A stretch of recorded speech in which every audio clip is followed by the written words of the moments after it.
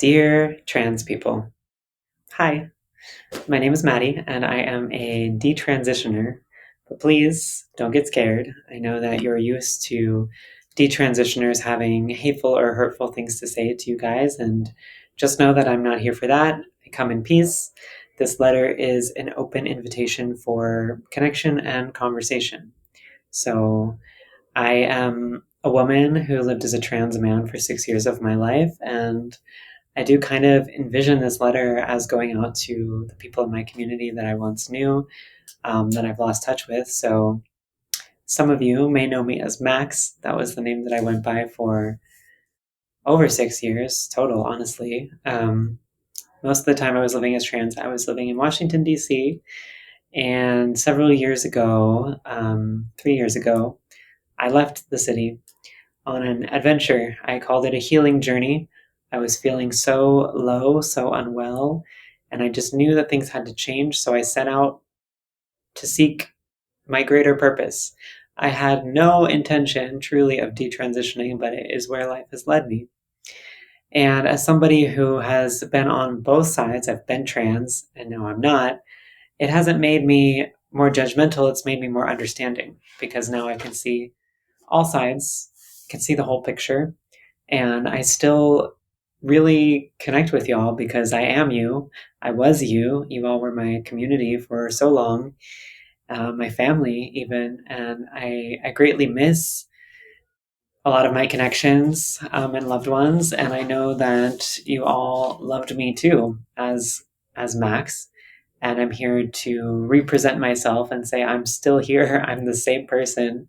I've just found deeper home within myself, a deeper truth about who I am and what is best for me in the way that I am meant to show up in this world. For myself, I acknowledge that I could no longer live as a trans man because I was suppressing a lot of important parts of myself that needed to be acknowledged, the parts of myself that were hurting, the little girl inside of me that needed to be seen. So it's a longer story, and you can watch my first two episodes of my podcast, The Bridge, here on YouTube or wherever you're listening to this. If you want to catch the full story of what happened when I left TC, drove across the country, moved to Las Vegas, found myself in an ayahuasca ceremony, and ultimately detransitioned and came back to myself as a woman.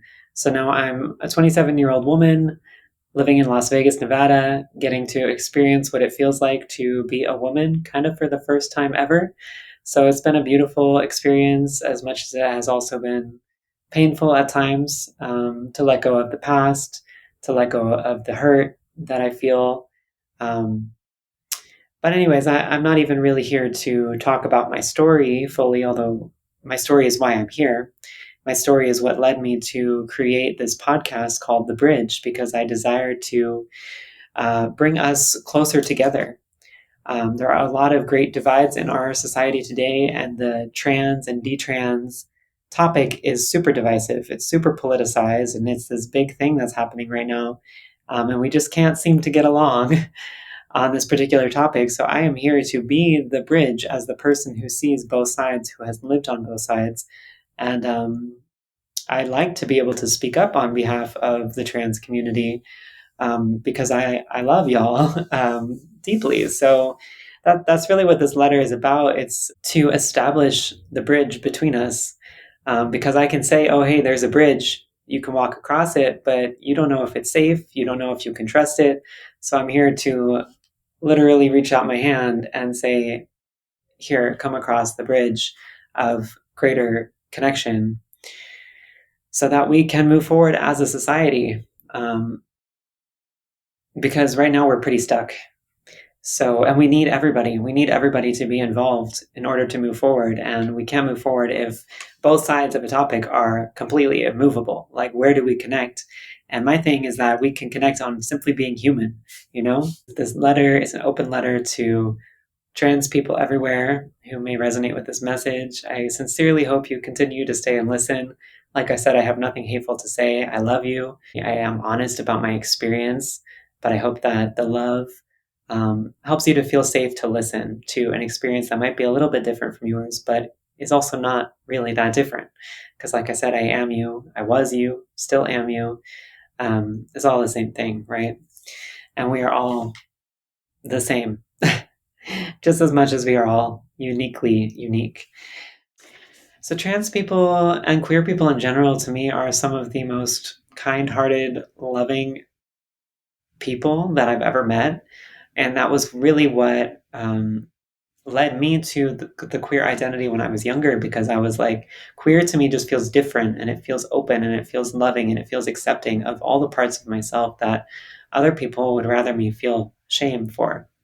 And I don't want to feel shame about who I am, about the way that I love, or who I'm attracted to, or even the ways in which I want to express myself.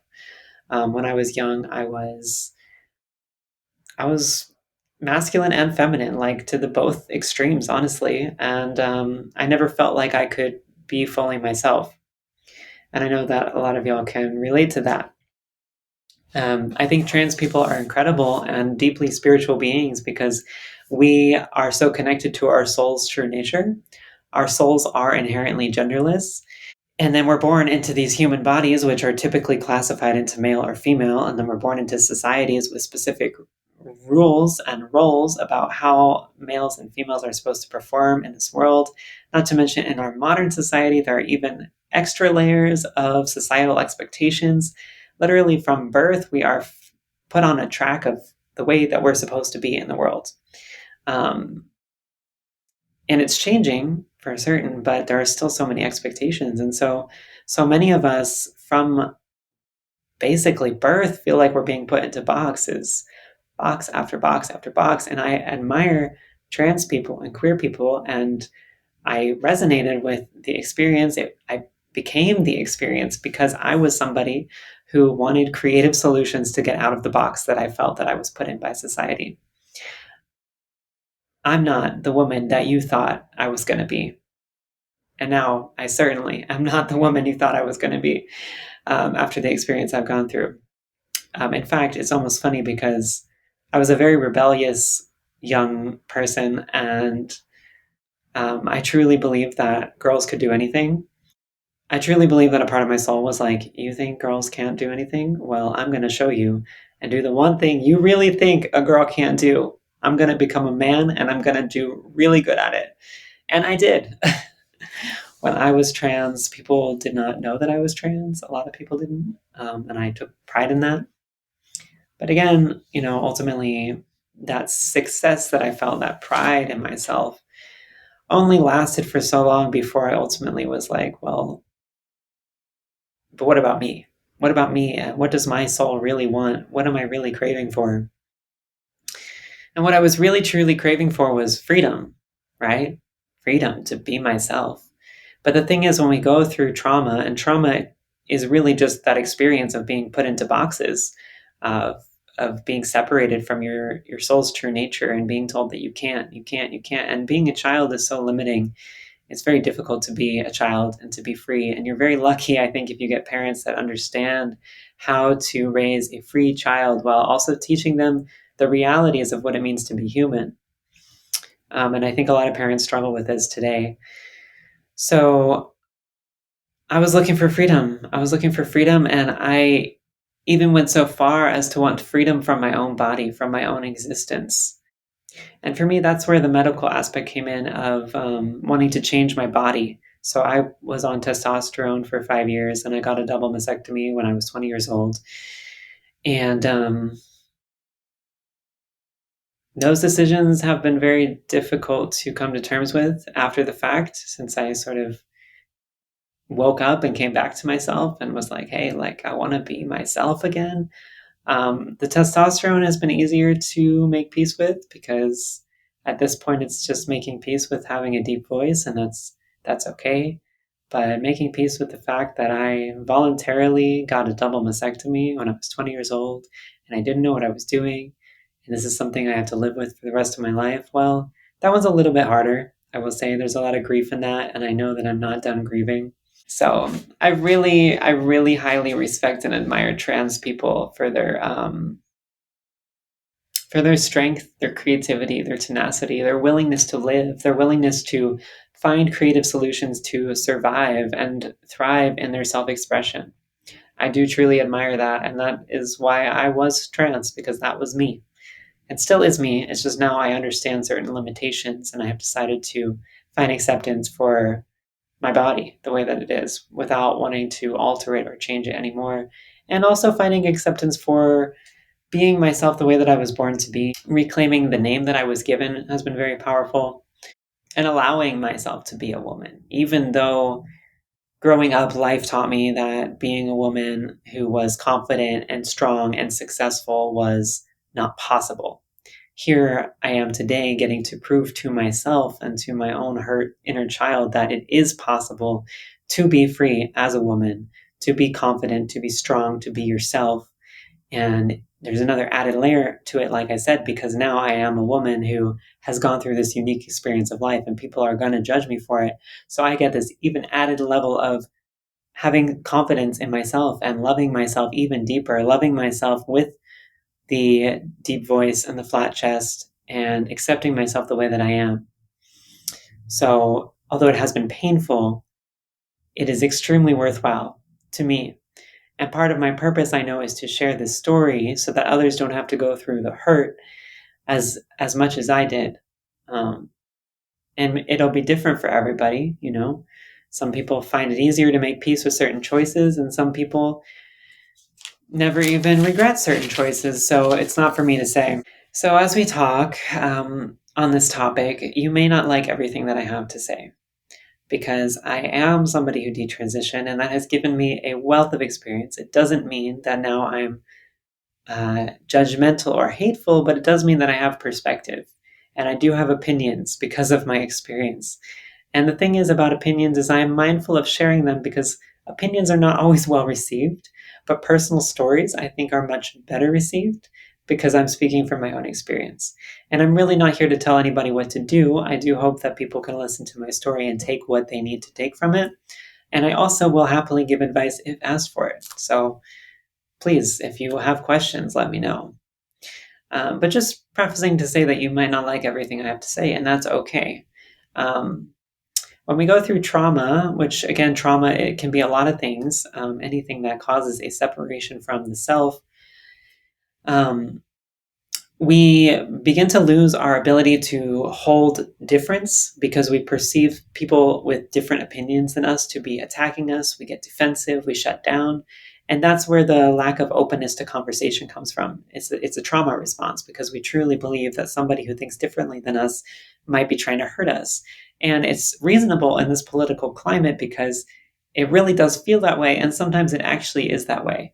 You know, when somebody who has a different opinion than you is expressing that they don't want you to have the right to be yourself or to express yourself, well, that's like, it's kind of fair to feel shut down when somebody approaches you that way. So I just want to acknowledge that first, that that's a natural response. And then I also want to implore you to open up your mind a little bit to acknowledge the trauma response within self whenever you come across differing opinions than yours.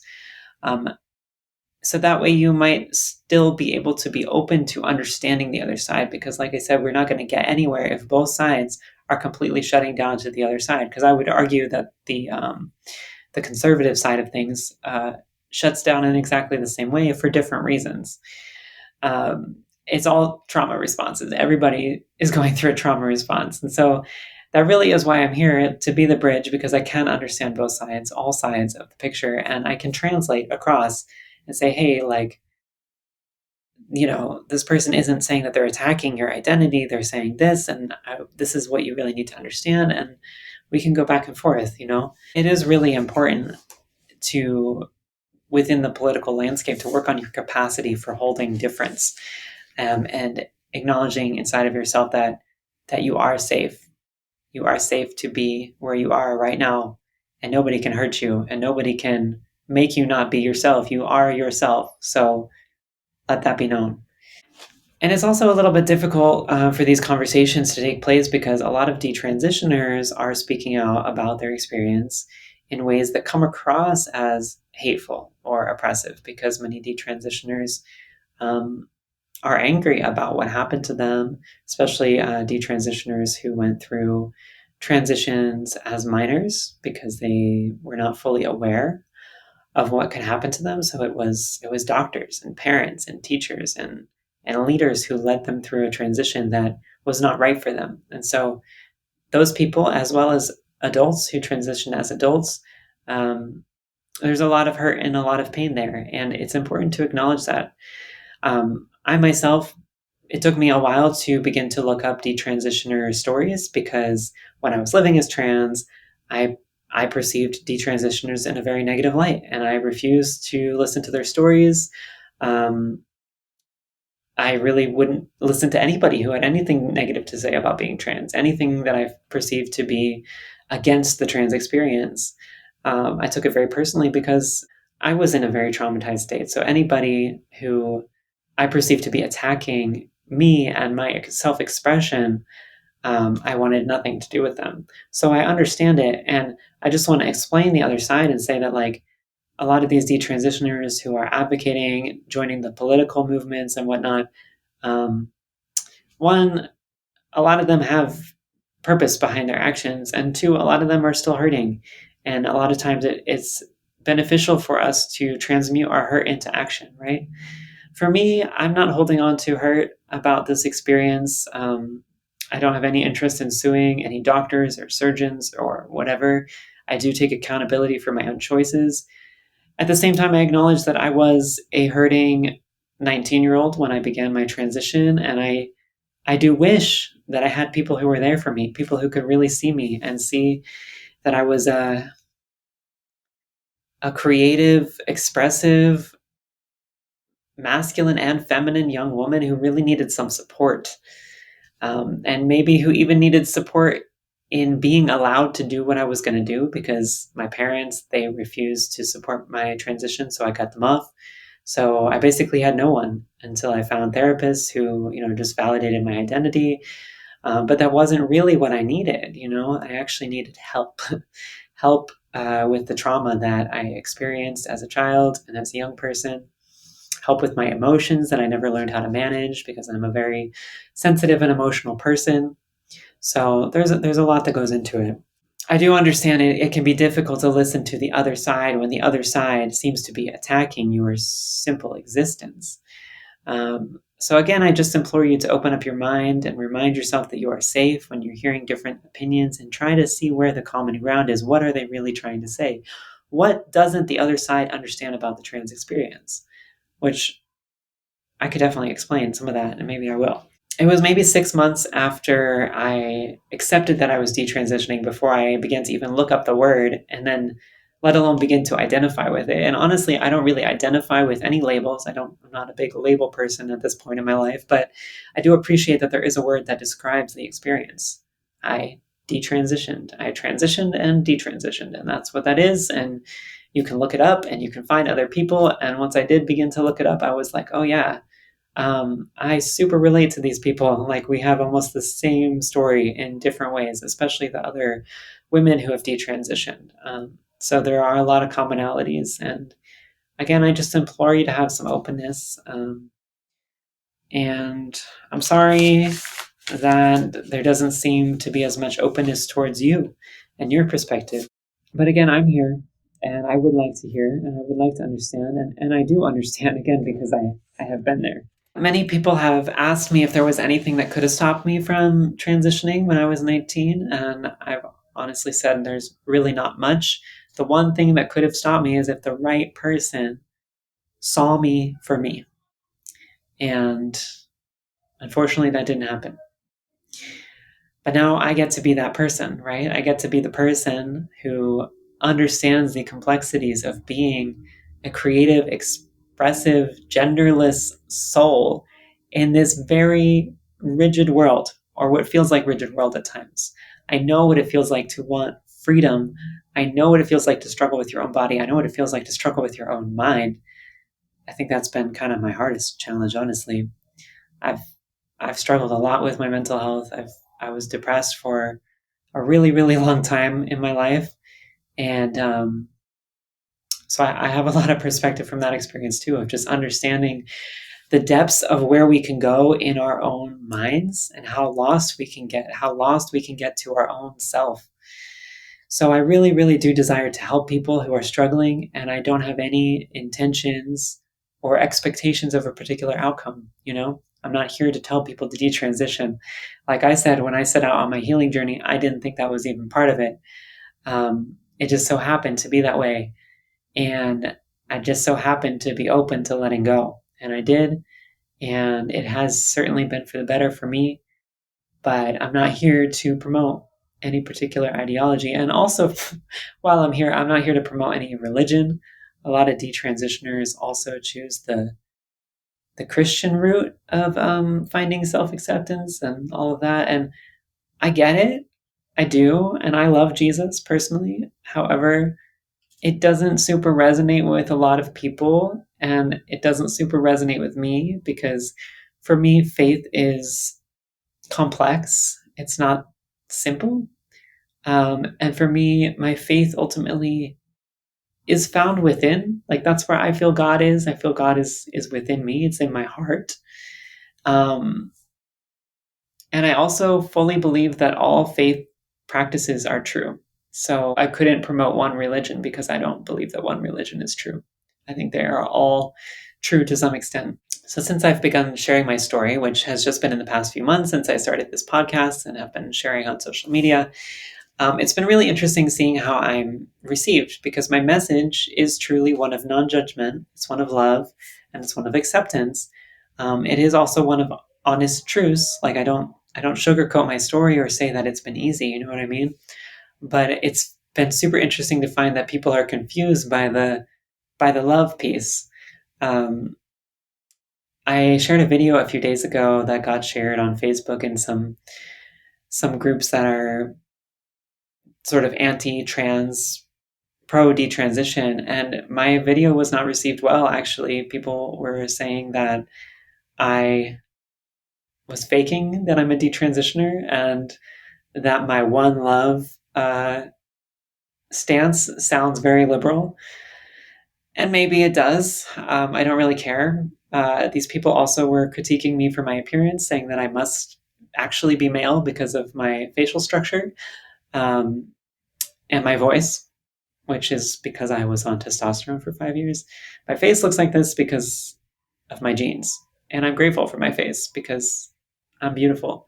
So you really can't get to me about that. But it's just interesting because when it comes down to the two sides of this debate or whatever this is, honestly, y'all, I would rather have your support because you guys are kinder and loving and gentle and open. Like all the trans people I've known, for the most part, have been kind souls. And that was always what really put me off when I was younger about the conservative side of things. And I was like, they seem mean. They just seem mean. And I still get it. I mean, especially now that I'm putting my story out there to people who say that they want to support people like me and they don't because I'm being myself. And I think that that's it. That's where the difference, the misunderstanding is their trauma response is to people being themselves because they're not being themselves. And being hateful and being judgmental and being negative is not being true to oneself. So I do hope that we can get somewhere with this letter, with this chat, because I would love to have the support of some trans folks as I continue on my path with sharing my story. Because, like I said, if you guys can support me, I can support you too and advocate for what it is that you really want. There are certain things that I won't advocate for, but I will always advocate for humanity, for people to be allowed to be free. And what that means could look a little bit different to different people, and I'm sure I'll be talking about that. But yes, I look forward to this connection, truly. So, like I said, I don't have any expectations of any particular outcome. My one wish, my one hope, is that this letter results in an openness to conversation. And now that we've been chatting for a little bit, and hopefully you have gotten to know me and understand the way that I think and the way that I feel, I'd like to drop a little bit of wisdom from my personal story. So each of us is born a pure, loving soul. But we are born into a world that puts us into box after box. From our parents telling us what to do, to society. And yes, being born a boy or a girl is a big part of those expectations and those roles that we're put into. So very quickly in life, we begin to feel trapped. We feel misunderstood. Our souls long for freedom because it is our true nature. So we begin to look for ways to feel free. And sometimes that looks like rebelling if we feel trapped enough. Sometimes we find freedom in healthy ways through art, dance, music, ways to express ourselves that help us feel free and remind us of our innate freedom inside. But sometimes we look for freedom in unhealthy ways, in rebellious ways, doing drugs, getting involved with the wrong people, being irresponsible, being hurtful, being unkind to others. To again remind us of our freedom, but it also eventually reminds us that our choices and our actions have consequences.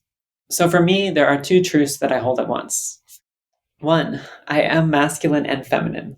I hold so much expansiveness inside of myself, and I have always loved to express myself outside of the confines of gender, because I am greater than any particular expectation that one could put upon me. And two, my decision to medically and surgically alter my body was because I was longing for a freedom that does not exist in this reality. I cannot escape my body. And one day I woke up and I realized this is the body I was given. And my only choice is to accept it. And now I must accept it the way that it is, including the consequences of my own choices. And I could say that it makes it harder for me to love myself, and perhaps at first it was. But now I also see it as a greater challenge, an opportunity for deeper self-love, because I get the opportunity to love myself with my differences, with my story, with my scars. The lesson from this experience that I hope you take away is that you are already free. You do not have to fight for freedom. You are free now. You are free to be yourself now.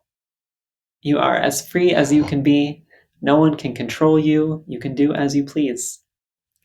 And when you really, really believe that, I implore you to ask yourself, what do I truly desire?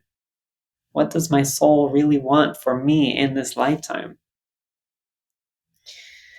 And be open to the changes that come with that deeper knowing of your own innate sense of freedom.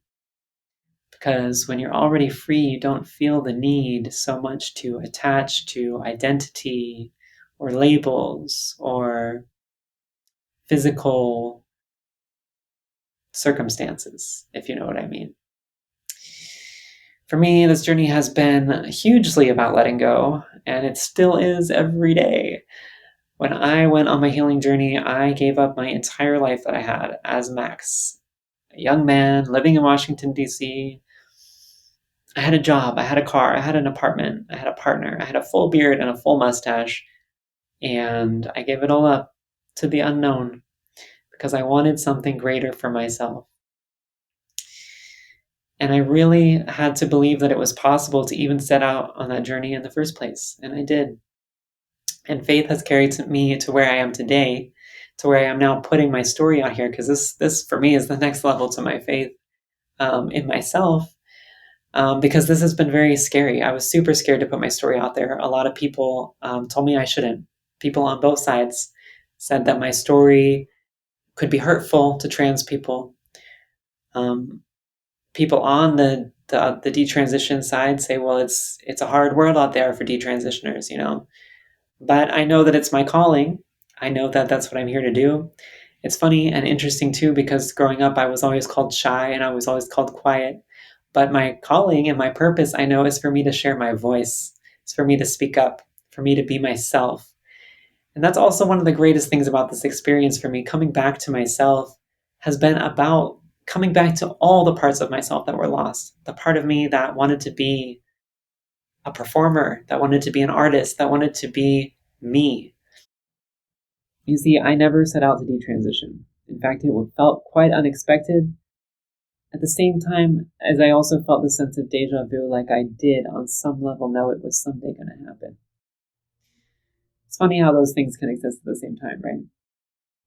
But once I began to heal from my trauma, I no longer needed attachments to things like identity to keep me safe, because I found that internal sense of freedom, faith, self-love. It all is within. And because of all of that, I have begun to be able to simply be myself, embody the everythingness, the expansiveness that I am without calling it anything but my own name. Maddie. That's me.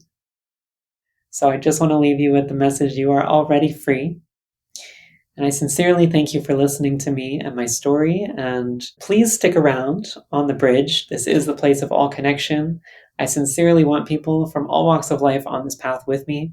I will need your support. I truly believe that. So if you feel connected to me at all, if you feel resonant with my story, please give me a follow. You can follow The Bridge on YouTube and all the podcast platforms, and you can follow me on Instagram as well. This is an invitation for you to stick around and be part of this journey with me.